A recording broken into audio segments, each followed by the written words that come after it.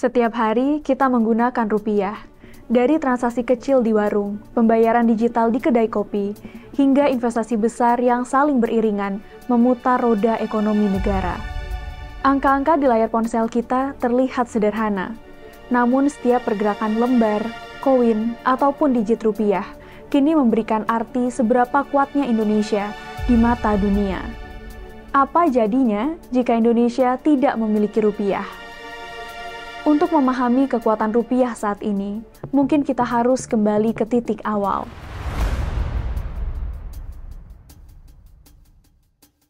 Pada masa awal kemerdekaan, berbagai tantangan berat membayangi langkah Indonesia untuk mempertahankan kedaulatannya, termasuk salah satunya inflasi yang tinggi.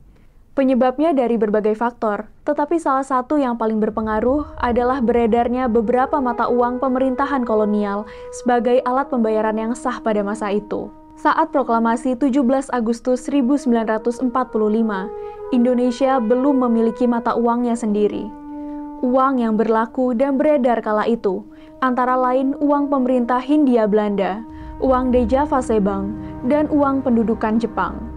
Kondisi ini menjadi masalah, sebab tiap mata uang memiliki nilai tukar yang berbeda-beda, sehingga mendorong timbulnya berbagai kekacauan moneter dan ketimpangan ekonomi.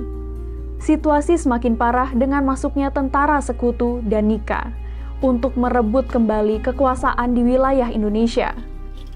Mereka menyatakan berlakunya uang Nika sebagai alat pembayaran yang sah bagi Indonesia, Belanda, dan sekutu.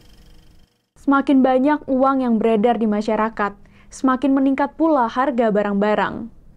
Tak pelak dengan peredaran berbagai mata uang tersebut menjadikan inflasi kian melonjak. Lalu, langkah apa yang diambil pemerintah untuk mengurai kusutnya ekonomi saat itu? Jawabannya dengan menerbitkan uang sendiri.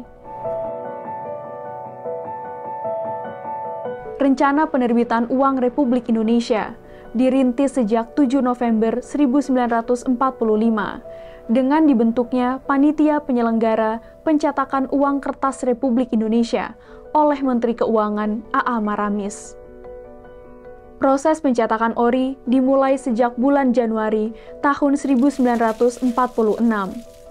Uang yang dipersiapkan untuk dicetak bernilai Rp100, Rp5, Rp0,5, Rp10, 10 sen, 5 sen, dan 1 sen.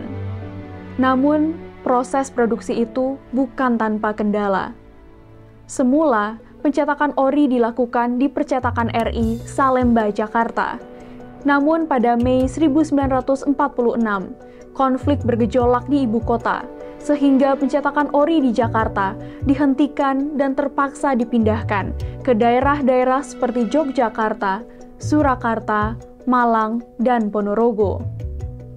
Tekad bulat untuk mencetak ORI ini, selain demi mematahkan dominasi uang Nika yang semakin menyebar di Indonesia, juga untuk membesarkan hati bangsa Indonesia yang baru merdeka.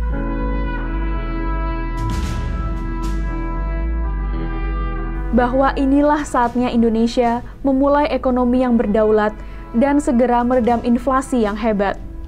Pada 30 Oktober 1946, ORI resmi diterbitkan oleh pemerintah. Emisi pertama ORI ditandatangani oleh A.A. Maramis selaku Menteri Keuangan. Hari inilah yang menjadi cikal bakal Hari Uang Republik Indonesia. Pertanyaan berikutnya, jika ORI menjadi mata uang negara Indonesia yang pertama, bagaimana cara menaksir nilai tukarnya?